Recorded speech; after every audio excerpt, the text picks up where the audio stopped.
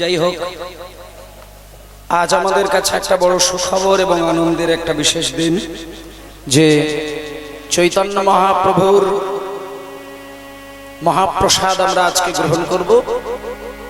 আর গতকালকে সেখানেও মহাপ্রসাদের ব্যবস্থা ছিল। হ্যালো, আচ্ছা, গতকালকের যে মহাপ্রসাদ আর আজকের যে মহাপ্রসাদ, এই দুটি মহাপ্রসাদ হচ্ছে দুটি শক্তিকে চালনা করেন। ভালো করে এই জায়গাগুলো একটু বিচার বিশ্লেষণ করবেন। আমরা এই যে দেহ ধারণ করে জন্মগ্রহণ করলাম, ভগবান আমাদেরকে রক্ত মাংস হাড় দিয়ে তৈরি করেছে একটা খাঁচা, আর তার ভেতরে রয়েছে আমাদের আত্মা, যেটাকে বলা হয় অচিন পাখি।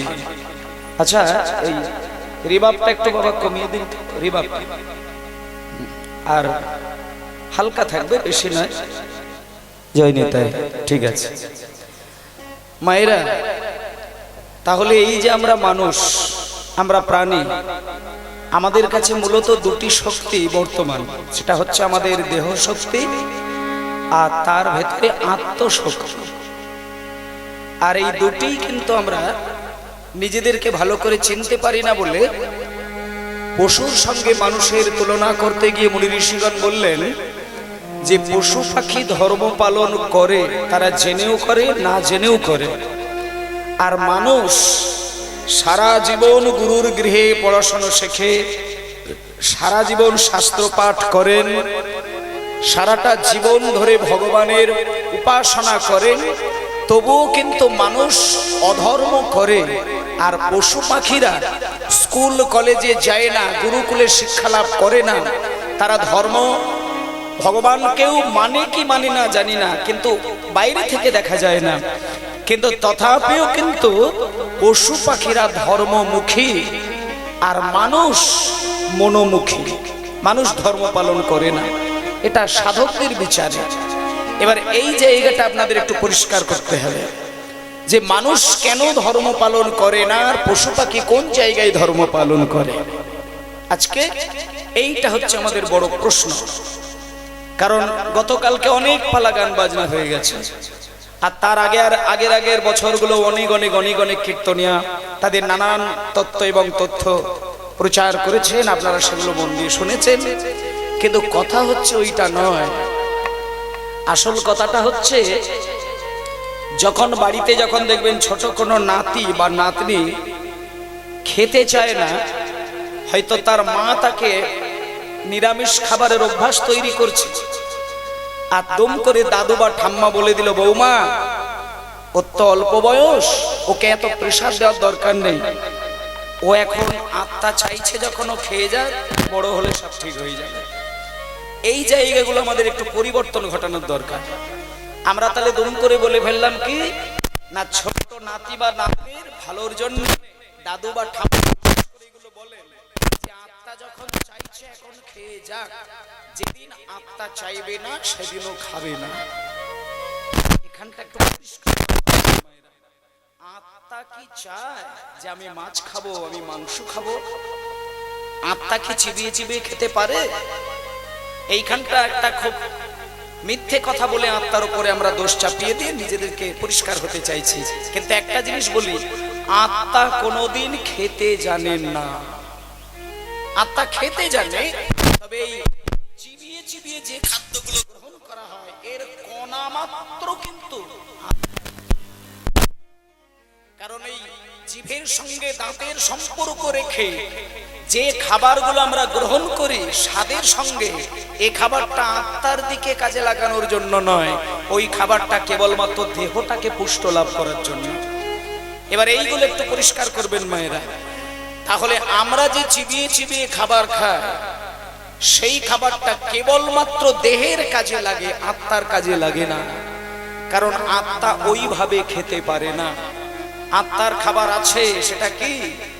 আত্মার খাবার হলো কৃষ্ণ প্রেম, কৃষ্ণের নাম, কৃষ্ণের জপ তপ ধ্যান। যে মানুষটা 24 ঘন্টার মধ্যে 4 বার কি 5 বার শুধু দেহের জন্য খেতে পারে আর একটা বারও ভগবানের কথা চিন্তা করে না, তার মানে জানতে হবে সে খাঁচার যত্ন করে যাচ্ছে, কিন্তু পাখির খবরটা সে কোনোদিন নেয় না। তাহলে এইবার আপনারা দেখুন, আপনি সারা জীবন খাঁচা পালিশ করে গেলেন, খাঁচা রিপেয়ার করে গেলেন, কিন্তু ভেতরে যে পাখিটা না খেয়ে খেয়ে না খেয়ে খেয়ে না খেয়ে খেয়ে মরে যাচ্ছে, তার খোঁজ আপনি একবারও নিলেন না। এই দেহটা হচ্ছে আমাদের খাঁচা, আর এর মধ্যে থাকে একটা অচেনা পাখি, যা হলো আমাদের আত্মা। আর সেই আত্মার খাবারটা কি, সেইটা আপনাদেরকে জানতে হবে। এই দুটো যদি শিক্ষা গ্রহণ করা যায়, তাহলে আমরা মানুষ করে হয়ে কি করার দরকার সেটা বোঝা যায়। মায়েরা, সকালবেলা সূর্য ওঠে, সন্ধ্যাবেলায় সূর্য নিভে যায়, আবার আমরা রাত্রির বেলা ঘুমিয়ে পড়ি, পরের দিন সকাল হলে আবার আমরা ঘুম থেকে জাগি। কিন্তু একটা কথা আপনারা এগুলো কিন্তু জানেন, কিন্তু মানেন না। আমরা সবাই জানি, মানি না। এই পৃথিবীতে যত কোটি কোটি মানুষ আছে, সবাই কিন্তু রাত্রির বেলা ঘুমাতে যায়, সবাই ঘুমায় রাত্রির বেলা। কিন্তু যতগুলো মানুষ রাত্রির বেলা ঘুমাতে যায়, সকালবেলা ঠিক ততগুলো মানুষই ঘুম থেকে ওঠেন। ঘুমাতে যায় মনে করুন 10,000 কোটি মানুষ, কিন্তু ঠিক সকাল হলে ওই 10,000 কোটি মানুষই কি ঘুম থেকে ওঠে? তার মধ্যে একটা মানুষও হলেও হয় যার ঘুম আর কোনোদিন ভাঙে না। তাহলে এরকম অনেক মানুষ আছে যারা আনন্দ ভরে আরাম করে নরম খাটের বিছানায় ফ্যান চালিয়ে দিয়ে ঘুমাতে যায়, কিন্তু সকালে কিন্তু তার আর ঘুম ভাঙে না। তাহলে যে মানুষ তার ঘুম ভাঙলো না, তাকে আমরা ধরলাম মৃত। আর যে মানুষ তার ঘুম ভাঙলো, তাকে আমরা কি ধরবো? তার উল্টোটা ধরার দরকার। এইটা যদি আমরা মানেটা বুঝতে পারি, তবেই আমাদের কীর্তন শোনা সার্থক হবে। মানুষের ঘুম যদি না ভাঙে, তাকে বলা হয় মৃত, মরণে গেছে। আর ঘুম যদি ভাঙে,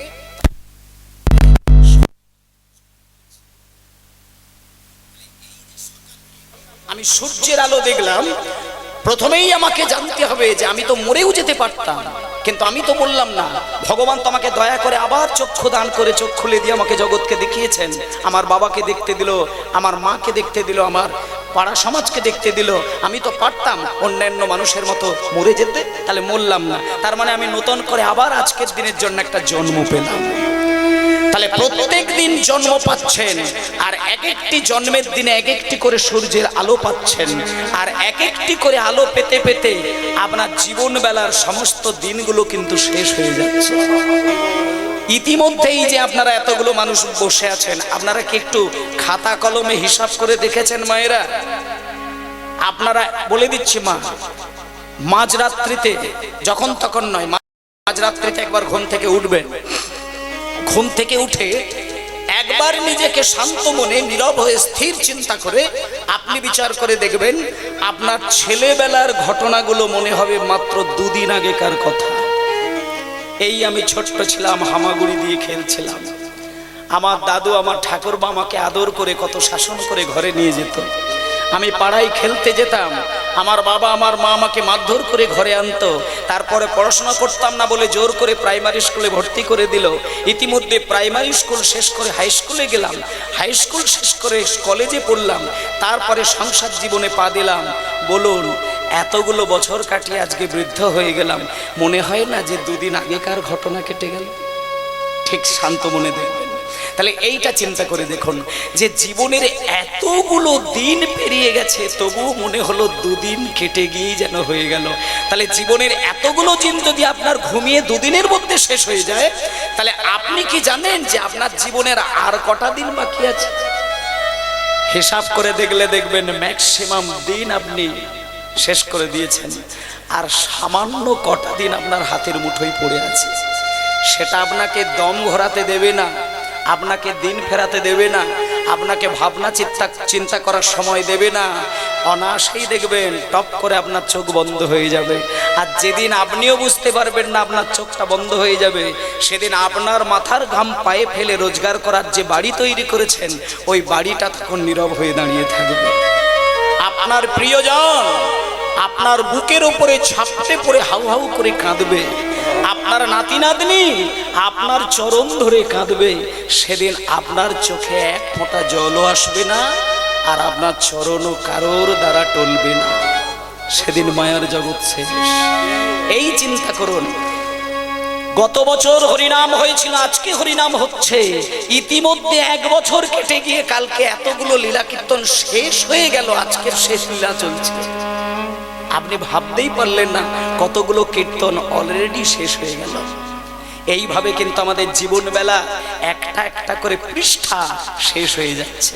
তাহলে আপনি বলুন, জীবনের এই প্রত্যেকটি দিনের পাতা তো অলরেডি শেষ হয়ে গেল, কিন্তু আপনি গোবিন্দের জন্য কি করলেন?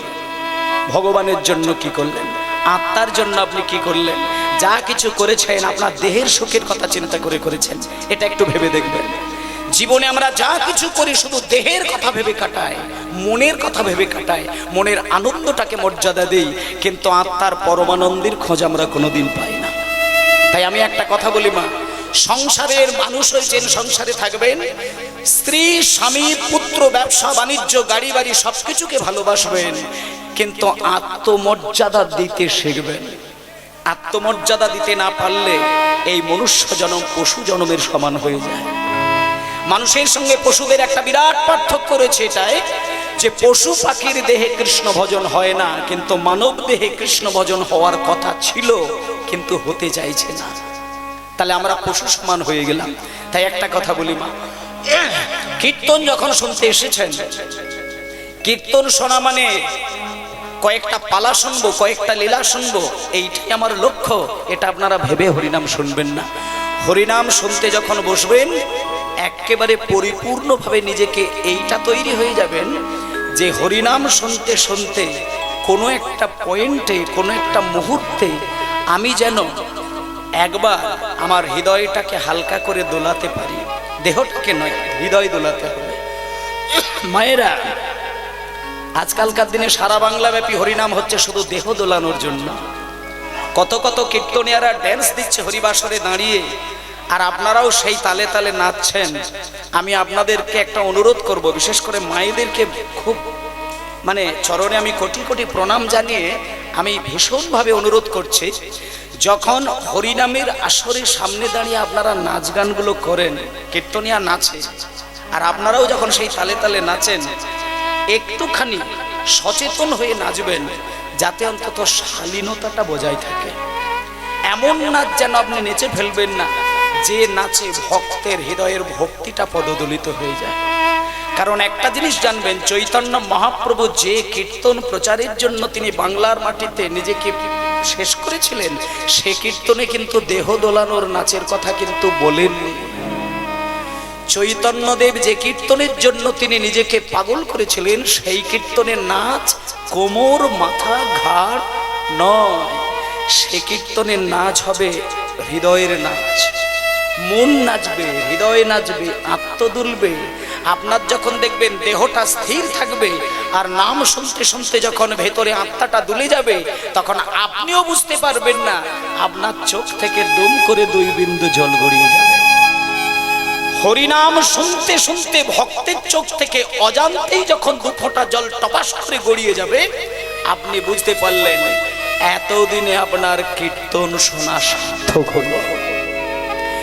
যে হরিনাম শুনতে গেলে মানুষ কাঁদে না, যে হরিনামে পুলক জাগে না, যে হরিনামে প্রেম বিকশিত হয় না, সেই হরিনাম আর বাইরের কাঁচা হিন্দি গান দুটোর মানে একই হয়ে যায়।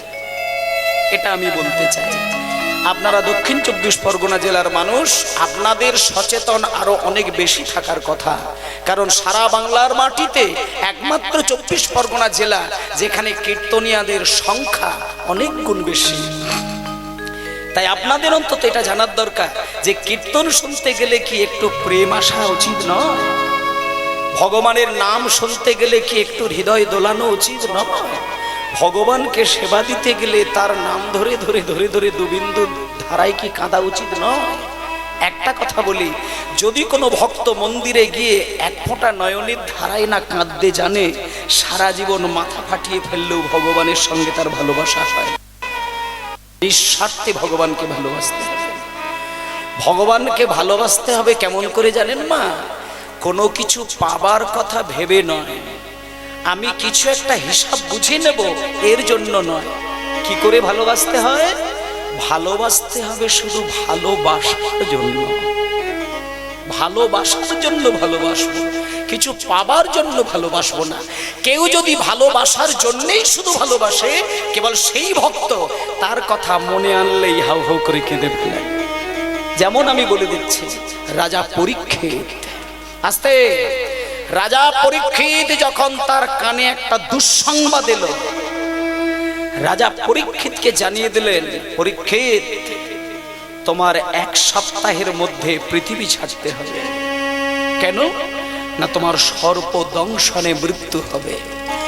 যখন রাজা পরীক্ষিত জানতে পারলেন যে আমার পরমায়ু আর মাত্র 7 দিন, আমি 7 দিনের পরে আর একটা দিনও পৃথিবীতে থাকতে পারবো না, রাজা পরীক্ষিতের হৃদয় থেকে সমস্ত অহংকার চূর্ণ হয়ে গেল। কেন না, কেউ যদি নিজের মৃত্যুটাকে বুঝে যায়, তার কামনা, তার বাসনা, তার রাগ কিছুই থাকে না, সদাই হৃদয়ে শুধু কৃষ্ণ প্রেমের ধারা।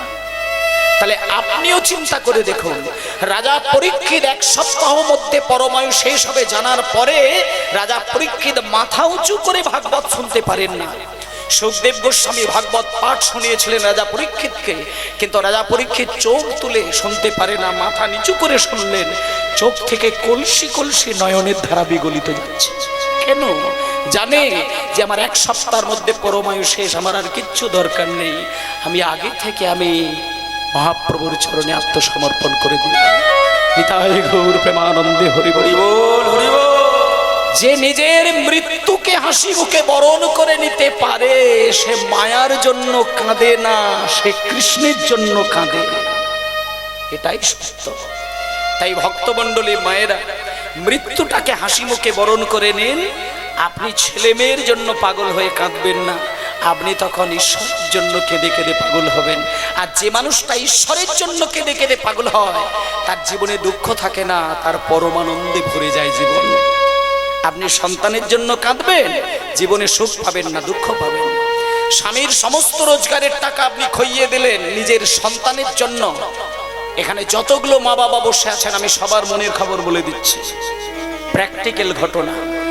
আপনি বেশি বেশি করে ভালোবেসে যাকে সবকিছু দিয়ে আপনি নিঃস্ব হয়ে গেছেন, আপনি তৈরি থাকুন, প্রতিদানে আপনাকে বুক ভরা ব্যথা দেবে, ভালোবাসা দেবে না, ভালোবাসা দেবে না। কত মা বাবাকে দেখেছি, নিজে কম খেয়ে, নিজে ভালো জামা কাপড় না পরে, নিজে কোথাও বেড়াতে না গিয়ে যত রোজগার করে সমস্ত টাকা সন্তানের জন্য খরচা করেন, কিন্তু শেষের জীবনে গিয়ে দেখবেন পাহাড়ের সমান ব্যথা পাচ্ছে, কণা মাত্র ভালোবাসা তার হৃদয়ে মেলে না। তাহলে এই কি সংসার? তাহলে মানুষ কি জন্য জন্ম নিয়েছেন? মানুষ কিন্তু হিসাব করে দেখলে দেখবেন, জন্মের সময় মানুষ কাঁদে। মানুষের হিসাবটা দেখুন, মায়ের গর্ভে যখন আমরা জন্ম নিয়েছিলাম, এখানে সবাই কিন্তু কেঁদেছিলাম।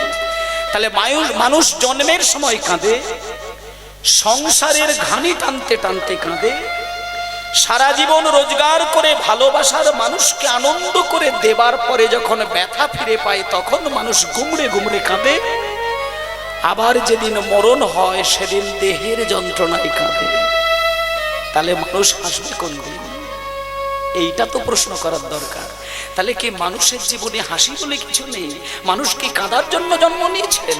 মুনি ঋষিগণ বলছেন, না, শোনো, তুমি জন্মের দিনে কেঁদেছ, সারা জীবন ধরে সংসারটাকে তুমি এমন ভাবে সাজাও, সংসারের মাঝখানে থেকে এমন কিছু তুমি কর্ম করে যাও, যাতে যেদিন তোমার মরণ হবে সেদিন কাঁদবে না, সেদিন হাসতে হাসতে তুমি মরবে, জগৎ তোমার কথা ভেবে কাঁদবে।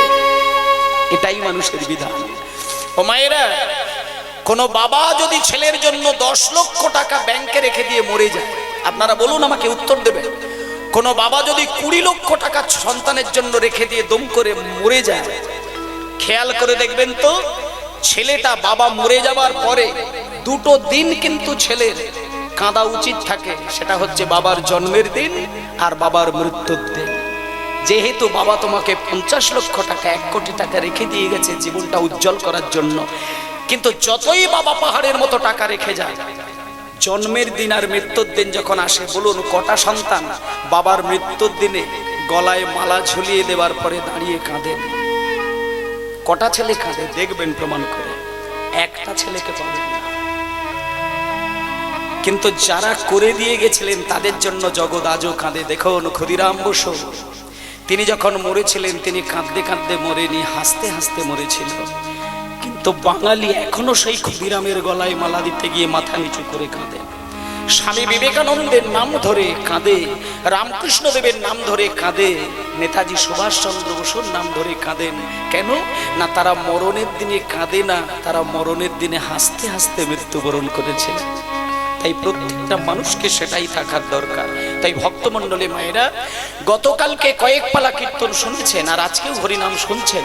আমি আপনাদেরকে করজোরে বিনয় করে বলবো, গতকালকের কতগুলো পালাতে আপনারা কতটুকু প্রেম ভরে কেঁদেছেন জানি না, কিন্তু একটু গৌর বলতে কাঁদবেন, একটু নিতাই বলতে কাঁদবেন, হা কৃষ্ণ বলতে কাঁদবেন। তাহলে সংসারকে আপনাকে সাজাতে হবে না, জগতের মালিক এসে নিজে হাতে আপনার সংসার সাজাবে। যে কৃষ্ণ ভক্ত হয় তার সংসার ভাঙে না। যে নিতাই চরণে হানিতাই বলে কাঁদে তার সংসার ভাঙে না।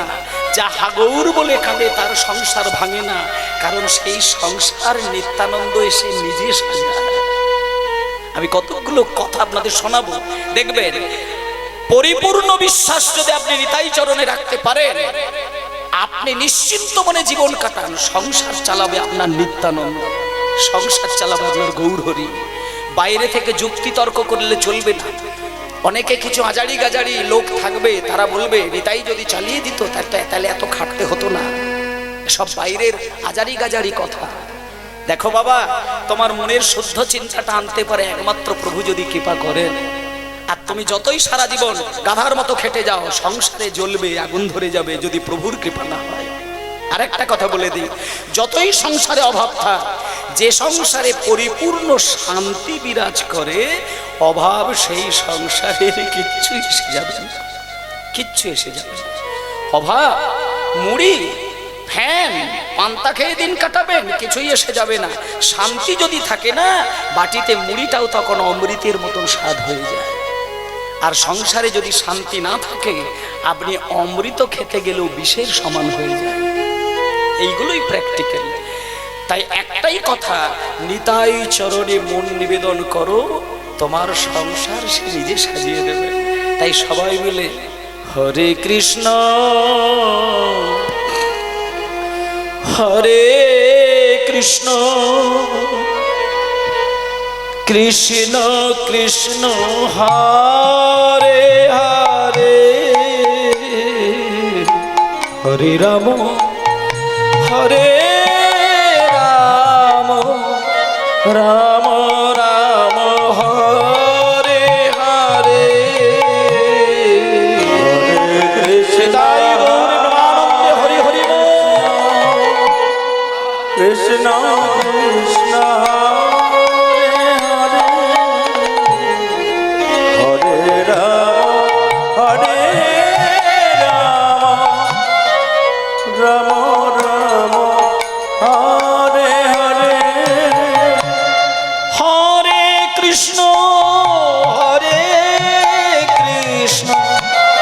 কৃষ্ণ কৃষ্ণ হরে হরে, হরে রাম হরে রাম, রাম রাম হরে হরে, হরে কৃষ্ণ হরে কৃষ্ণ, কৃষ্ণ কৃষ্ণ হরে হরে, কৃষ্ণ কৃষ্ণ হরে হরে, হরে রাম হরে রাম, রাম রাম হরে হরে, হরে কৃষ্ণ হরে কৃষ্ণ, কৃষ্ণ কৃষ্ণ হরে হরে।